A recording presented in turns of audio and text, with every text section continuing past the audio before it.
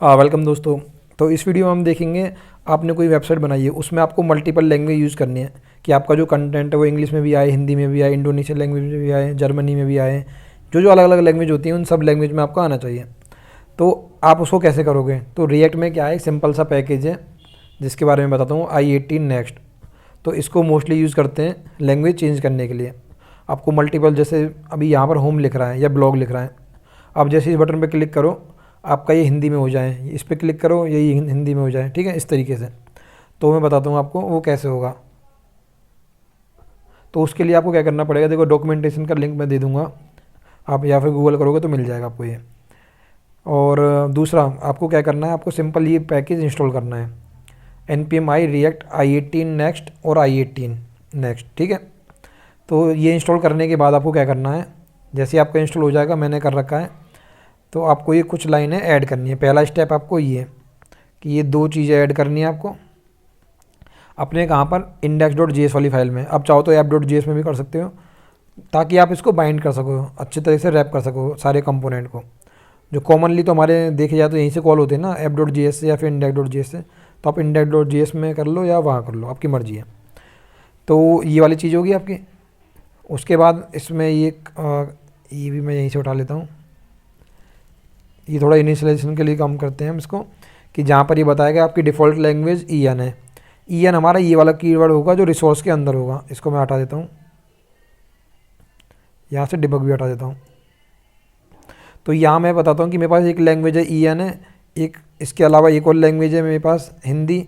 आप ये कीवर्ड अपने अकॉर्डिंग कुछ भी रख सकते हो। इसका यूज़ क्या होगा, आप यहाँ पर जो भी लैंग्वेज सेलेक्ट करोगे तो इन्हीं की में से आपको करनी पड़ेगी। हिंदी है तो HI कर दिया, अगर आप फुल फॉर्म लिख दोगे हिंदी तो आपको हिंदी यहाँ पर भी लिखना पड़ेगा। कहाँ पर? यहाँ पर, ठीक है। तो आप अपने अकॉर्डिंग कंफर्ट के लिए जो भी है लिख सकते हो। दूसरा ये, अब जो ट्रांसलेशन है ये भी आप अपने अकॉर्डिंग कुछ भी लिख सकते हो। ट्रांसलेशन दो कॉमन लिख दो, XYZ लिख दो, अपने अकॉर्डिंग कुछ भी लिख सकते हो इसको। इसका यूज़ कहाँ पर होगा वो मैं बताऊँगा आपको, ठीक है ना, कि आप कुछ भी लिखोगे तो क्या फ़र्क पड़ेगा। और इसमें मैं की देता हूँ होम, और एक और की दे देता हूँ मैं यहाँ पर होम। दोनों को चलो कैप्स में रख देता हूँ। उसको कॉल करेंगे तो हेलो वर्ड आएगा, इसको कॉल करेंगे तो घर आएगा, ठीक है। अब दूसरा स्टेप क्या करना है, जो हमने यहाँ पर i18 नेक्स्ट प्रोवाइड लिया है, इसको थोड़ा सा हमें रैप करना पड़ेगा। कहाँ, किससे? i18 से।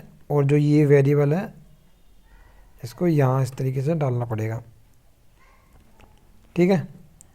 इसको कॉपी करता हूँ और इसको सबसे लास्ट में रख देता हूँ, ताकि सारी चीज़ें इससे इसके अंदर रैप हो जाए, ठीक है। अब पहला स्टेप आपका कंप्लीट। आपने क्या करा, सिंपल हमने यहाँ पे फाइल ली, इसके जो इनिशियलाइजेशन है वो करी हमने, और यहाँ पे इसको प्रोवाइड करके बाइंड कर दिया, सारा रैप कर दिया, ठीक है। अब आते हैं अपने कंपोनेंट पे। मैंने क्या कर रखा है, app.js में दो कंपोनेंट बना के, होम और ब्लॉग। ये दोनों कंपोनेंट इसलिए बना रखे हैं, एक कंपोनेंट के अंदर है फंक्शनल कंपोनेंट और एक है मेरा क्लास, ताकि जो क्लास कंपोनेंट बनाता है उसको वो समझ आ जाए, और जो फंक्शन यूज़ करता है उसको उसमें यूज़ करना आ जाए। तो अब देखो, इसमें एक चीज़ हमें इंपोर्ट करनी होती है। क्या करनी होती है? वो इंपोर्ट करेंगे हम कहाँ से? इससे, ठीक है। क्या चीज़ है वो है हमारे पास यूज़ ट्रांसलेशन। यूज़ ट्रांसलेशन, जो भी हमने ट्रांसलेशन सेट करी हैं, यहाँ पर अभी सेट करी ना, अभी हमने होम करी है, मल्टीपल कर सकते हो आप, होम कर दो, होम 2 कर दो, ठीक है। तो मल्टीपल हो जाएंगे आपकी जो भी है, सेम नीचे करनी पड़ेगी। तो अभी मैं एक की बात करता हूँ, ये यूज़ करा यूज़ ट्रांसलेशन। अब इसमें से ना हमें दो चीज़ें मिलती हैं। पहली चीज़ T, दूसरी चीज़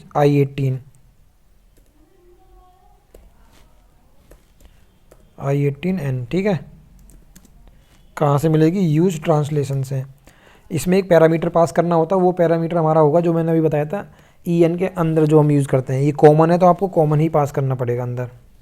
अगर आपने कुछ भी ले रखा, ट्रांसलेशन ले रखा, XYZ ले रखा, वो करना पड़ेगा। अब सिंपल सी चीज़, जो ये वेरिएबल हमने बनाए हैं इनको हम यहाँ पर यूज़ करेंगे with the help of T। जो हमने T यहाँ पर लिया हुआ है ना, ये वाला T, बस T लिखो और ब्रैकेट लगा के उस वेरिएबल का नाम, सॉरी कर्ली ब्रेसेस के साथ T लिखो और अपना ब्रैकेट लगा के उस वेरिएबल का नाम। ये देखो हेलो वर्ड आ गया। हेलो वर्ड इसलिए आ गया, डिफ़ॉल्ट लैंग्वेज हमारी इंग्लिश है, अगर डिफ़ॉल्ट हमारी हिंदी होती तो घर आता।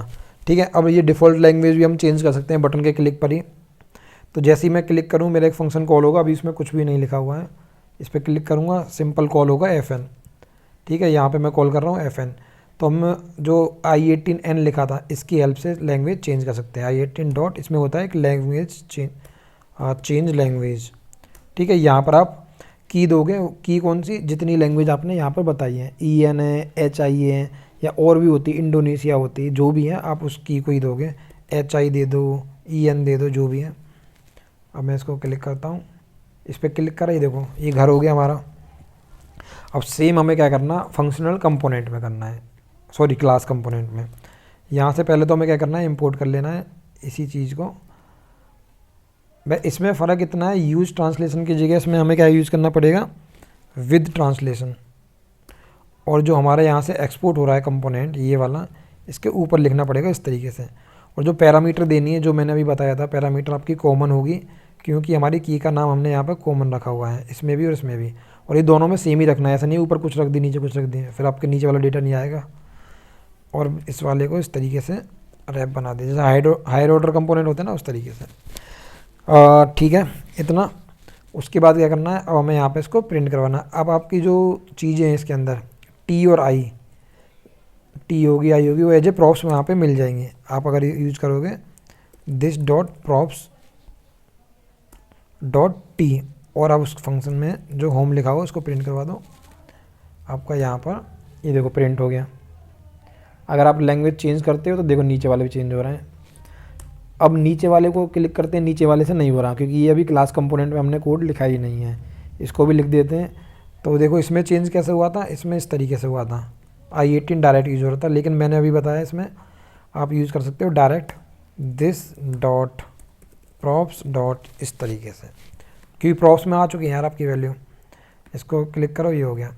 अब देखो इस पर क्लिक करने से हिंदी हो रहा है, और इस पर क्लिक करने से मैं इसको इंग्लिश कर देता हूँ, कि नीचे वाली बटन से आपका हिंदी हो जाए, ऊपर वाली से इंग्लिश। ये हिंदी और ये इंग्लिश, ये हिंदी इंग्लिश। ठीक है, अब दूसरी चीज़ कि जो इंडेक्स के अंदर जो की रखी हुई है ये वाली, अब ये क्या होगा, ये मल्टीपल बढ़ती जाएंगी, एक तो है नहीं आपके 50, इस तरीके से बढ़ता जाएगा कोड आपका।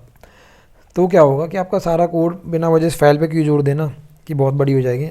तो आप ऐसे कंटेंट को उठा के लैंग्वेज वाले अलग रखो, जैसे मैंने रखा हुआ है। तो आपको ये चीज़ें अलग रखनी पड़ेंगी। कैसे, मैंने एक फ़ोल्डर बनाया ट्रांसलेशन, आप फ़ोल्डर कुछ भी बनाओ जो मन करे, लेकिन उसमें क्या ध्यान रखना है, जो आप यहाँ पर की रखोगे EN HI और जो भी इंडोनेशिया दूसरी तीसरी लैंग्वेज होगी, तो उन्हीं नाम का फ़ोल्डर आपको बनाना है। जो फ़ोल्डर बनाओगे उसके अंदर जो फाइल का नाम लैंग्वेज डॉट जेसन रख देना, और जो भी आप यहाँ पे बनाए हो वो उठा के इसमें डाल देना। ठीक है, सेम हिंदी वाले में जैसे मैंने डाल रखा है, होम को कॉल करेगा तो घर होगा, ब्लॉग को करेगा तो ब्लॉग HSS। अब इसको यूज कैसे करना है, यूज करने के लिए तो भाई फाइल इंपोर्ट करनी पड़ेगी ना आपको, वो इंपोर्ट करो आप। ट्रांसलेशन के अंदर जाओ, EN के अंदर लैंग्वेज, ये पहली फाइल कॉल होगी, ये दूसरी लैंग्वेज कॉल होगी, दूसरी बस फोल्डर चेंज करना है। वो हिंदी थी हमारी, इसका नाम आप कुछ भी रख दो, कॉमन इंग्लिश, और इसको कर देता हूँ मैं कॉमन हिंदी। और इसको हमें क्या यूज़ करना है, यहाँ पर इसको मैं कमेंट कर देता हूँ ताकि आपको पुराना कोड भी दिखाई दे। कॉमन और हमारे ये की का नाम, और सेम हमें नीचे रख देना है भाई, यहाँ पे हो जाएगी हिंदी। इसको यूज़ करते हैं, ये होम आ रहा है, जैसे चेंज करता हूँ, अच्छा नीचे से होता चेंज हिंदी, तो देखो घर हो गया, ऊपर वाले से ये हो गया। इसमें अब कुछ भी चेंज करता हूँ मैं, या ये होम को कर देता हूँ होम पेज, इसको क्लिक करा, ये देखो होम पेज, इस पर क्लिक करा घर, इस पर क्लिक करा होम पेज, या कुछ भी ऐसे लगा देता हूँ मैं इसमें, और रिफ्रेश करा, ये देखो। ठीक है, तो इस तरीके से आप अपनी वेबसाइट के अंदर मतलब मल्टीपल लैंग्वेज यूज़ कर सकते हो। ठीक है, कोई भी डाउट है आप कमेंट करके पूछ लेना, बाकी मिलते हैं नेक्स्ट वीडियो में। Thank you.